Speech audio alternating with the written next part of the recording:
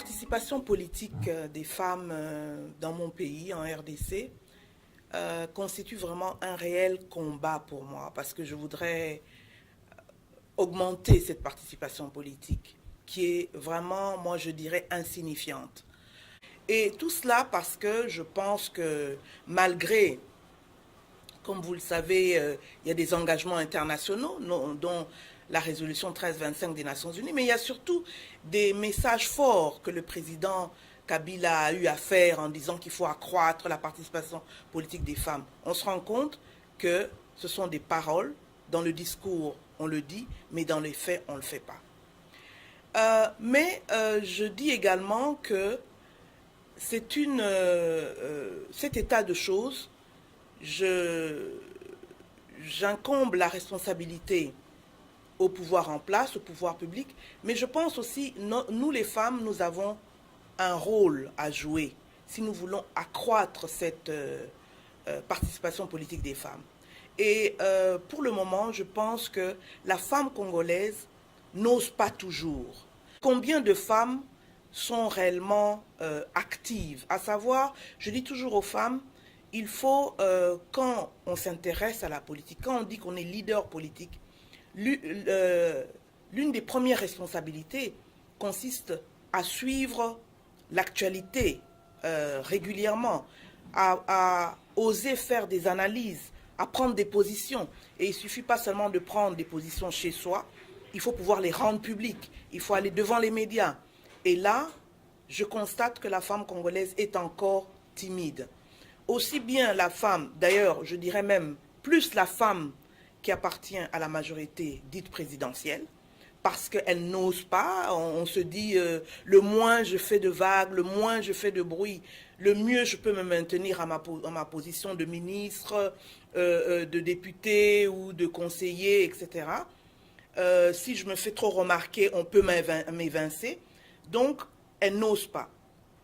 Et les femmes dans l'opposition, comme nous sommes venus un peu tard en politique par rapport aux femmes de la majorité ou de la société civile, eh bien, elles n'ont peut-être pas, elles ne sont pas outillées justement à faire face à des personnes comme vous qui appartenez aux médias. On n'ose pas. Donc, quand on n'ose pas, on ne va pas très loin en politique. La politique, c'est une compétition. Il faut savoir s'outiller, il faut savoir accroître ses capacités et il faut surtout savoir oser faire part de sa position, même controversée, en public. C'est un sujet, quand on le soulève, on nous dit, eh bien, la violence en politique n'affecte pas que les femmes. La violence en politique dans notre pays affecte hommes comme femmes. Un autre argument, c'est, eh bien, vous les femmes, vous voulez entrer en politique, ne savez-vous pas que la politique est violente, la politique est brutale? C'est le prix à payer. C'est la loi du genre. Donc, arrêtez de vous plaindre, vous avez voulu entrer dans l'arène qui est considérée masculin, eh bien, il faut arrêter de vous plaindre. Donc, on n'en parle pas. Mais, ça ne veut pas dire que tous les jours, il n'y a pas des cas de violence contre les femmes. Et il y a d'autres cas que j'ai connus de femmes candidates poursuivies. Elles sont en campagne en province, et bien on lâche des jeunes contre elles en disant non, et une violence brutale. Le cas d'une femme spécifiquement, c'était coupez-moi ces seins, rapportez-les-moi.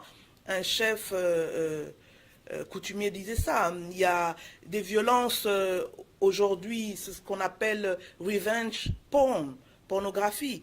Eh bien, une femme activiste très active, eh bien, elle, on a pu mettre la main sur des photos d'elle intimes, on les a lâchées sur le net.